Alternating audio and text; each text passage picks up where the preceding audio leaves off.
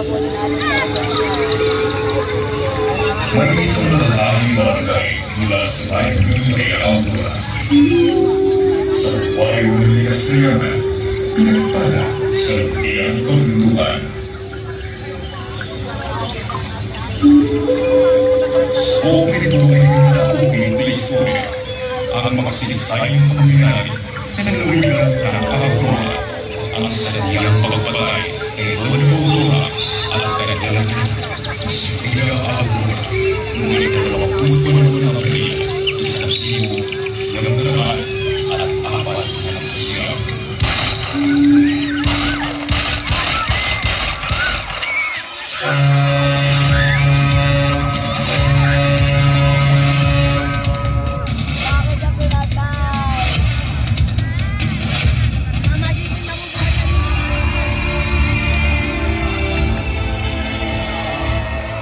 Matapos ng pangyayari, ay iniwas sa magulang ang Bulacruz na simbolo ng kalusugan. Ngayon natin ang pagkilala sa Aldora National Park. At dinamalan ng bayan nito ng Maria Aldora.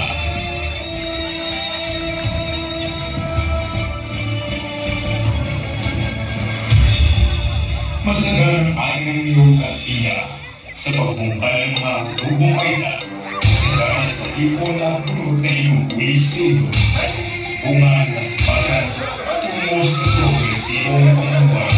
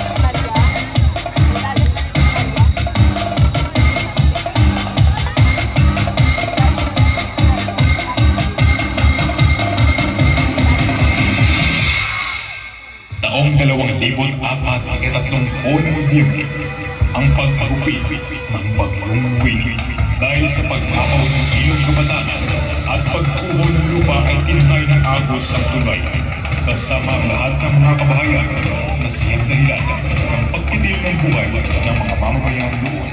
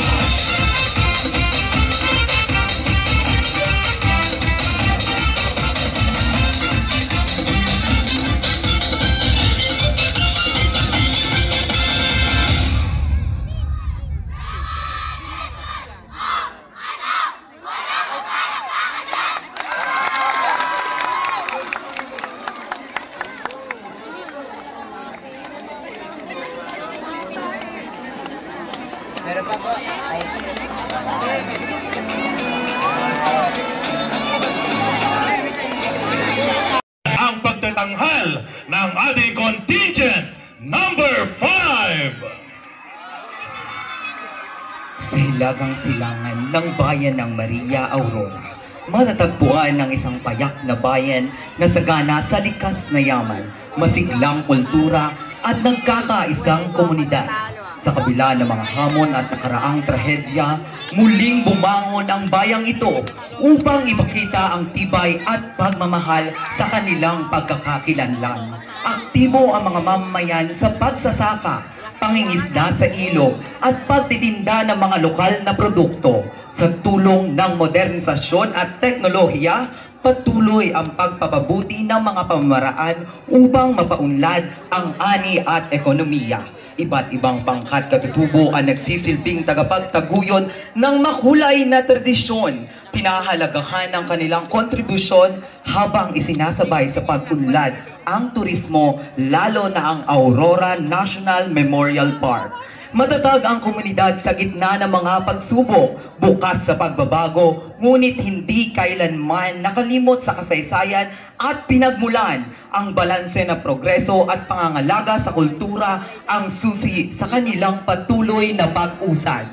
Sa patuloy na pagkakaisa, pagkamalikhain at pagpapahalaga sa yaman ng lupang tinubuan, ang bayang ito ay nakataya sa mas magandang bukas. Isang bayang matatag, maunlad at may pusong bukas sa mundo. Mebiyay Marileño!